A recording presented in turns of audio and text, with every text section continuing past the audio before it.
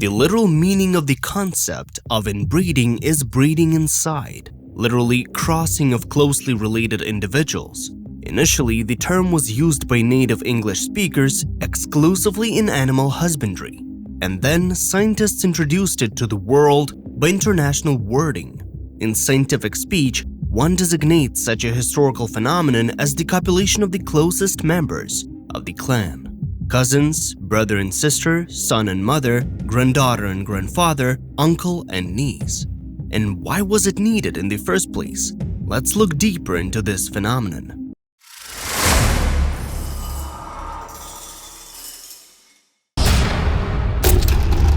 Ancient myths.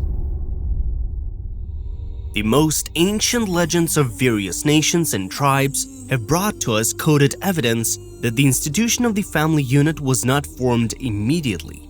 Initially, there was no ban on incest with close relatives. After all, once there was no such concept as a close relative. People were a herd, and even when the family came into use, people did not immediately notice that non-viable individuals can be born from intra-family marriages. Initially, it was believed that special children are, on the contrary, a sign from above. Thus, this is a hint at something unusual, not necessarily abnormal. Already in some studied primitive art, we see something similar to sex between a man and a woman in distinctive headdresses. Perhaps a brother and sister from the family of the chiefs. The dynasty in some peoples descended from the gods, and it was a taboo to pollute it with other genes. For instance, in Egypt, the Egyptian god Horus reclined on the matrimonial bed with his own mother, Isis. There were also children. A female spirit named Hathor, often depicted with a cow's head, is at the same time the mother, consort, and daughter of the sun god Ra. How is this possible? Apparently, this is a hint at the non-linear essence of time. Let's move north to Alaska and north of Siberia. Among the ethnic groups of northern Siberia and Alaska, for example the Inuit, the copulating sun and moon were members of the same family. For example, brother and sister, daughter and father, mother and son, and etc. Also, the situation is rather similar within Inca people. The patron deity of the Inca Indians was married to his elder sister. Her name was Quilla's mother. The space that became ancient Greece in the 8th century BC is no exception. It is in Hellenic folklore that we find the same Oedipus who was jealous of his mother for his father. In the myths of the Miao, they live on the border of China and Myanmar, and in small groups in Vietnam, Laos, and Thailand. Of the most ancient people after the apocalypse, only a mother and a small son remained. Over time, the woman used the grown-up descendant as her husband. They gave birth to new people. Although the modern Miao, on the contrary, are the most principled supporters of outbreeding, crossing their genes with the genes of any tourists passing through their villages. That is, they not only do not accept intra-family or cross-cousin marriage, but also strive to obtain offspring from sexual intercourse with people of other nationalities and even other races. And speaking of this, the situation with local folklore is rather similar not only among them. Exactly the same theme is repeated in the ancient folklore of all ethnic associations of Asia, Africa, Australia, South and Central America, and tropical islands. And if we have already reached very distant Asia, then we will touch on the Vietnamese and Japanese nations. In the first case, the brother smashed his sister's head in childhood because of a trivial quarrel. Thinking that she was dead, he ran away from the family. But she survived. After growing up in a completely different area, the brother meets his sister, perceiving her as a stranger.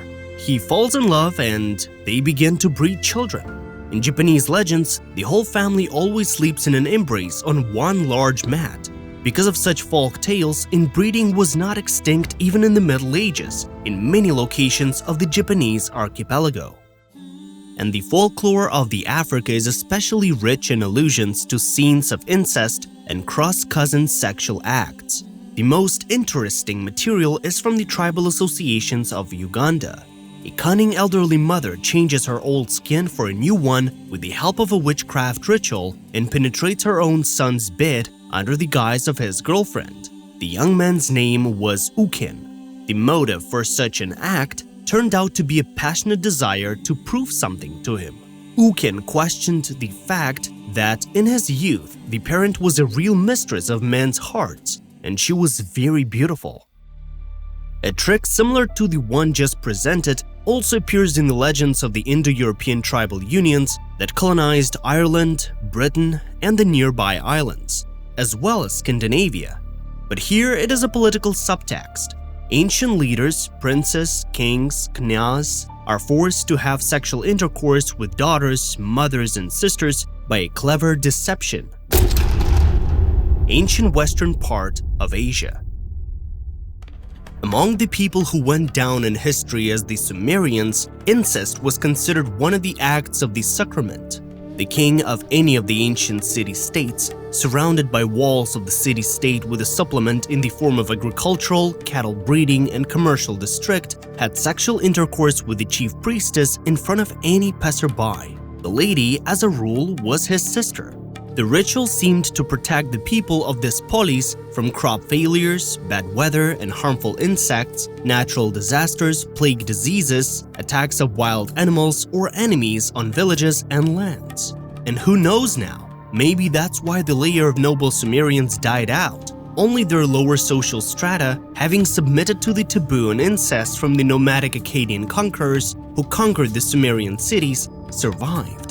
Some of them were replenished by the Akkadians, and some people became Babylonians. Ancient Egypt. Unlike other regions of the planet, in the country of the pharaohs of ancient times, the marriage of sister and brother not only took place, but was officially allowed, specifically within small family, mother, father, and their children. In other parts of the world, people were already afraid of descendants from the intercourse of representatives of such a family. For example, in Rome, more on it later, from the 5th century BC, laws tabooed the marriage of people related only by the 1st, 2nd, 3rd, and 4th degrees of kinship, as much later in most places in Europe and Asia. But in the northeastern corner of Africa, such a family bond could be created. We've got to ask, why? In Egypt, it was believed that pharaohs and priests had the blood of the gods themselves in their veins, and therefore they did not dare to mix it. That is why there were so many outright freaks among the Egyptian nobility. Akhenaten is only the most famous of them, and the beauty of the famous Nefertiti is now disputed by historical anthropologists. If the upper classes obeyed this hypothesis, then the lower classes eventually ceased to question it. After all, in addition to the castes of pharaohs and priests, aristocrats, merchants, and so on lived in the mentioned ancient empire.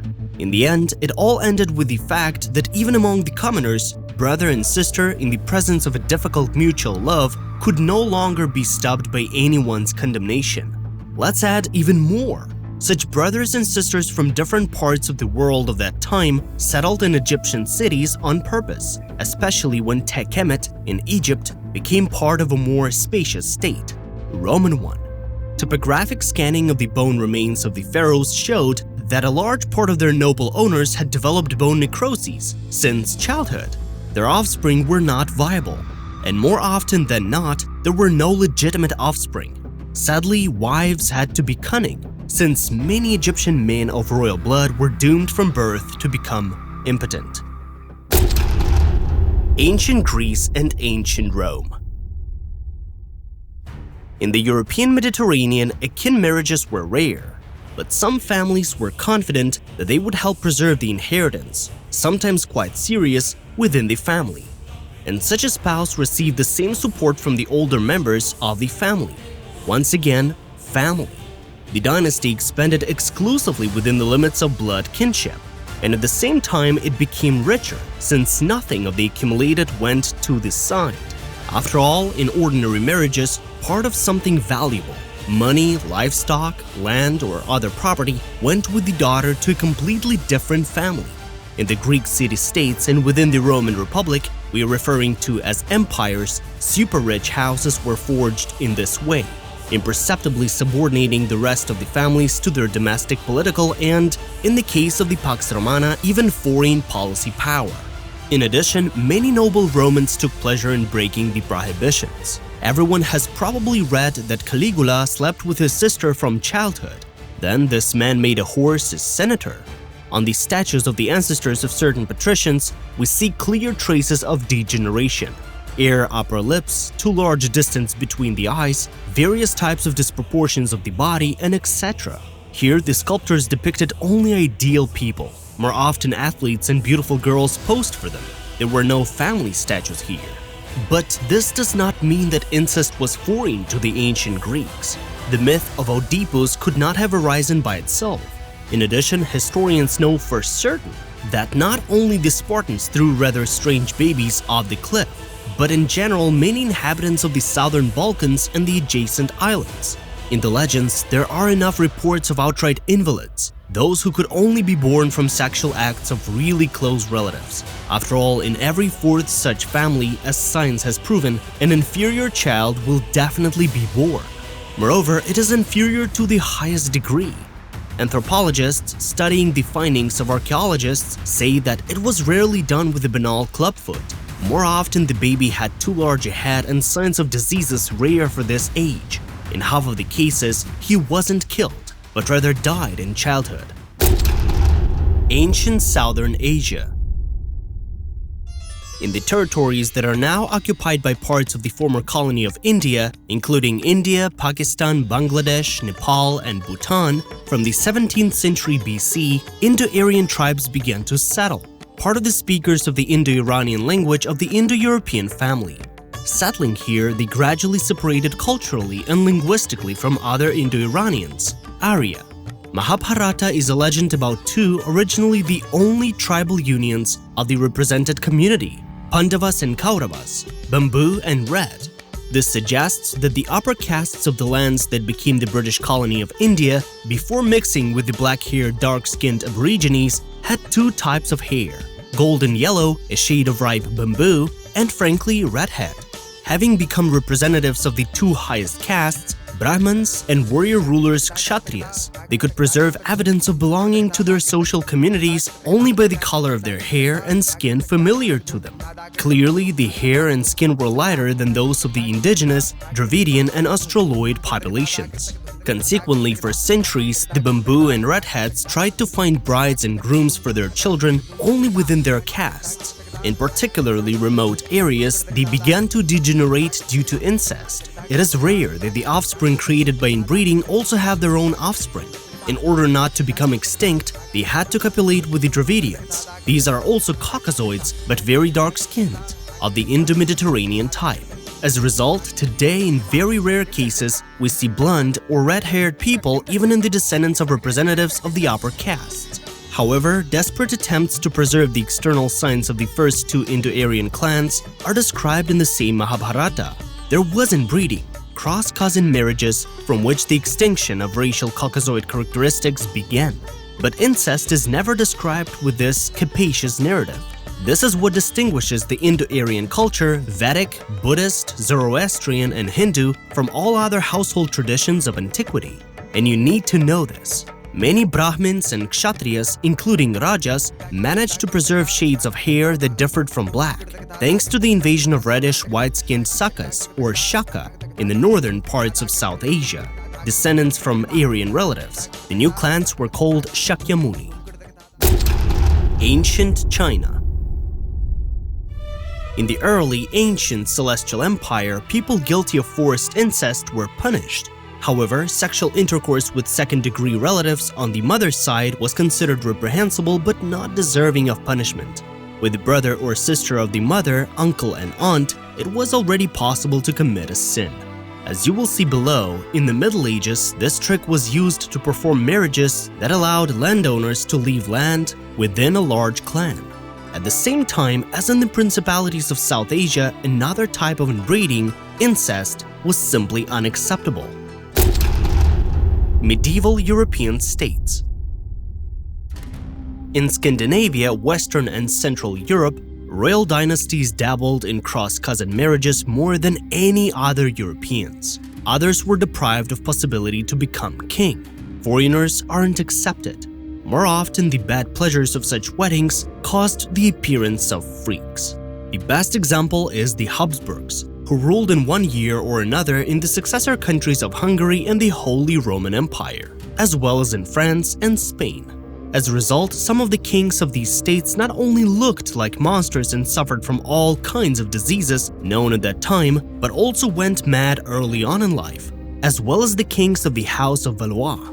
Most of all, readers of historical literature are frightened by biographies of terrible things like the death of Charles II of Habsburg or the real Satan, Charles VI of Valois. The first of them had an incredibly elongated, disproportionate body and the same face, which also had an abnormally sharp-angled lower half and a twisted lip. The second was also far from handsome, and worst of all, since childhood he had a tendency to exaltation. If he laughed, he couldn't stop for a few minutes, and if he was angry, then people were somehow especially shocked by his grins. The first one remained an infantile throughout his not very long life, earning one new disease every single year. The second fell in love with hunting and entertainment. If all this happened with his participation, the others were very uncomfortable. And what happened after the fever? For some reason, he killed one of the squires during a hunt. In the castle, he ordered a servant to be whipped for too loud and annoying steps. And in the process of participating in the performance with cross-dressing, he didn't even think about strict, even at that time, fire safety. He set fire to people dressed in skins. Many remained scary for life, and others died from intense burns. Outright physical and moral freaks were born after cross-cousin marriages not only in the House of Habsburg and Valois. Medieval-oriented historians know Christian VII of Denmark from the Oldenburg dynasty. A nervous and constantly suffering boy found himself under the control of an overly strict mentor. Today, scientists believe that if Christian had received more love and warmth as a child, perhaps his madness would not have manifested itself with such force. But this is all nonsense. The degeneration of the boy was noticeable both in his face and in his behavior from the very birth. When the monarch got married, everyone around knew about his illness, except for his young wife. Christian would alternately become emotionless, like a statue, right and left ignoring those around him, or wander the dark streets of Copenhagen, accompanied by prostitutes and other people of dubious reputation. But the ugliest proof of the destructiveness of inbreeding is the face of the Swedish ruler Ulrika Eleonora. Even people with Down syndrome look twice as pretty. She had a frankly masculine face and in adulthood even more terrifying. We are talking about the youngest sister of Charles XII. By the way, brother and sister are also half Oldenburgs. Both had a face stretched out beyond all norms, a long and hooked nose ending in a potato shape. The family tree began to be indicated as noble in 1091. A certain Egelmar was a count who owned the tiny area of Lerigau and was not distinguished by his beauty. It turned out that all his descendants, thanks to marriages with the nobility of a close degree of kinship, preserved in themselves all his ugliness, adding the ugliness of other houses. But at least neither Karl nor Ulrika were psychos. The first was distinguished by intelligence and courage, and the second by kindness, in gratitude for which many people indicated her in their memoirs as utterly beautiful. Medieval Asia. In Japan, once upon a time, Emperor Nintoku lived, who, in order not to let outsiders into his imperial family, did not hesitate to seduce his own great-granddaughter, Keiko. He made his second wife a woman with whom he had a common father, of course, also an emperor.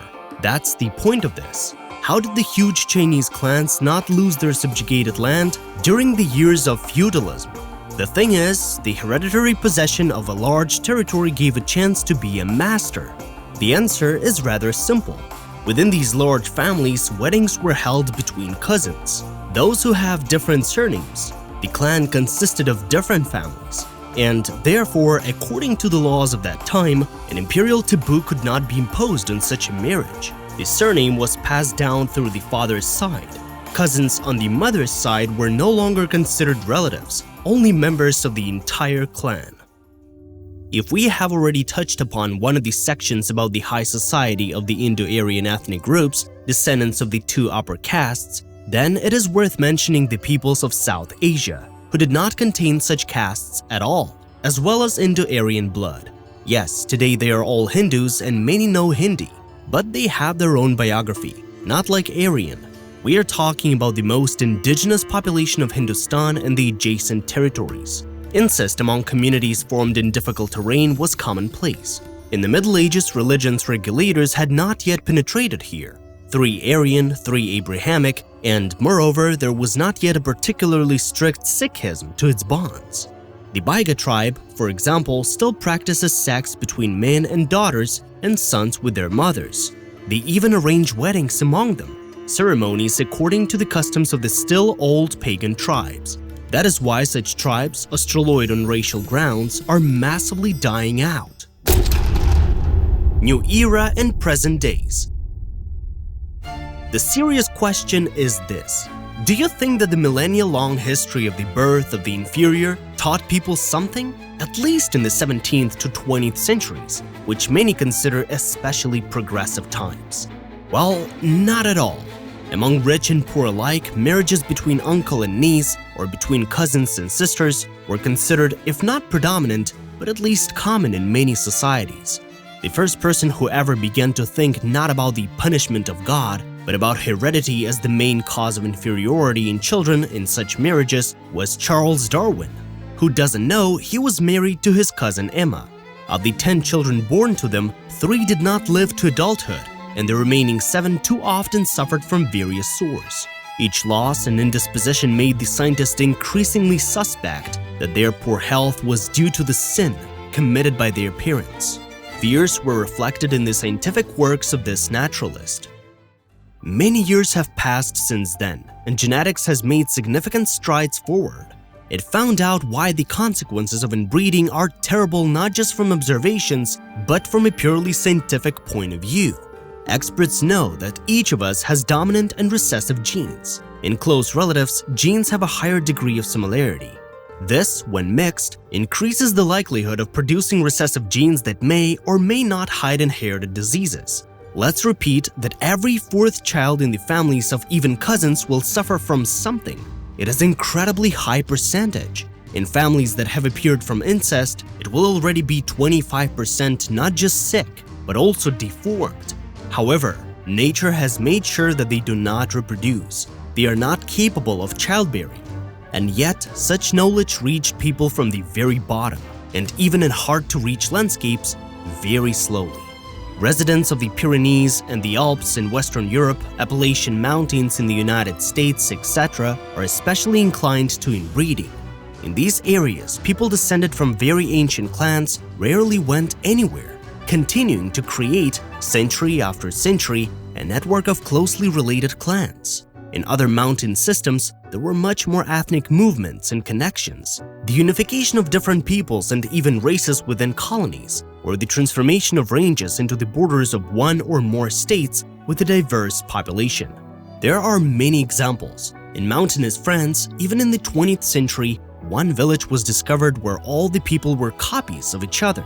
The father, a farmer, after his wife died, began to use his daughters. They were also used by the brothers, who gave birth to a whole large village from a small farm.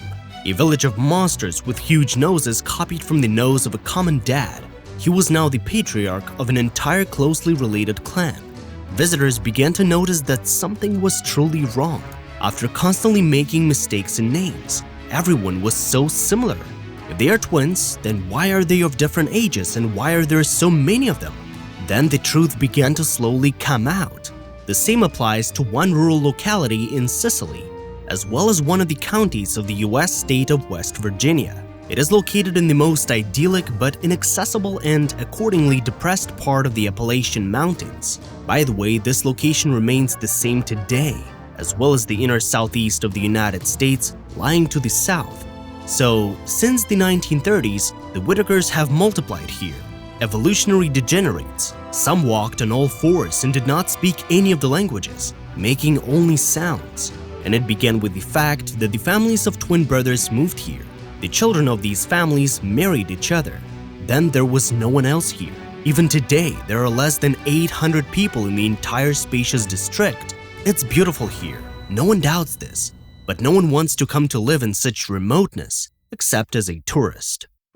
In Netherlands, where all races and hundreds of peoples intersect, one of the types of inbreeding is allowed purely within the framework of tolerance. The authorities of the named country, as they believe, subject this custom to one of the traditions. The moral side of the issue, at least in some states of the Far East Pacific region and the countries of the British Commonwealth, has been discussed for quite a long time. Much earlier in Ireland, if not marriage, then an act between sisters and brothers was legalized. This means no children. Having fun is one thing, but there's no need and no legal right to breed future sufferers here. But cross-cousin marriages are still allowed in most countries. They can be convicted on the basis of party affiliation, cultural group, or religion, but none of the forbidden newlyweds will bear any responsibility for such relations at the level of a state court decision. Orthodoxy even prohibits marriages of second cousins, but it does not have the right to prohibit at the legal level, since in all Orthodox countries the church is separated from the state. Let us add at the end that in Pakistan, Nepal, and the surrounding areas of India, about 1 in 5 marriages is still between an uncle and a niece, and among all Turkic people, they are at least traditionally encouraged.